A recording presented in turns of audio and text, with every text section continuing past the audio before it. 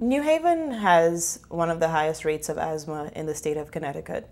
And, in addition to, on an individual level, people having to deal with asthma and, all of the implications of that, asthma is one of the main reasons for children missing school, which has broader implications as far as their development and their ability to keep pace with their non-asthmatic, peers. So you have that piece of it. And then you have parents who miss a lot of work every year because of asthma, either taking kids to the hospital, staying home with children, and then adults with asthma also miss a lot of, there are a lot of missed days due to asthma as well. So you can think from an economic standpoint, the impact of all of those missed days, all of those missed school and work days, the long-term implications of all of that.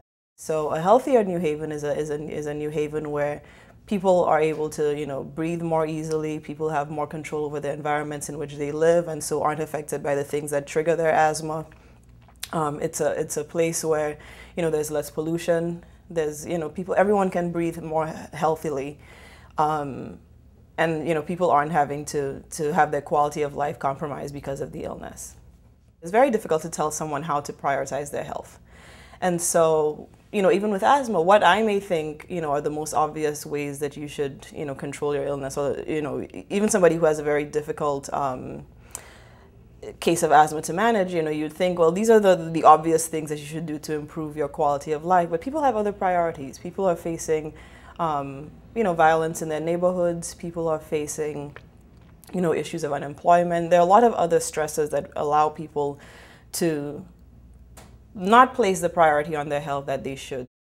I think, on both the individual and the community level, it's very difficult to change direction and do things differently. There's a cost to that, and unfortunately, in these economic times, it's very hard to make prevention a priority when there's so many, seemingly more urgent things that require attention. So, a healthier New Haven is one in which everyone is part of the solution. Everyone is trying to play some role in preventing negative outcomes from happening. And so it's not just worrying about, the people on this street or the people in this neighborhood, or the people that look like this. It's about everyone. It's about everyone's health, and everyone can play a role in that. And so my vision is that everyone sees themselves as part of the community to begin with. And so when you hear the word community, you're not thinking of a particular group of people or making assumptions about who we're talking about. It's everyone. And so that's kind of my vision. And I think that will have broader implications for asthma and obesity and everything else. So getting people to really feel as though they're valued members of the community, and whether that be decreasing violence, whether that be, whether that's, increasing, the types of services that are available to help those, in need, whatever it may be.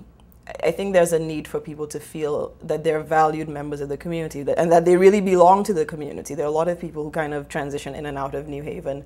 But whether you're here for 5 minutes or 5 years, you should feel as though you're a part of this community. And so when you feel like you're a part of the community, then you really become invested in changing the community. And I think that's the biggest step that I'd like to see.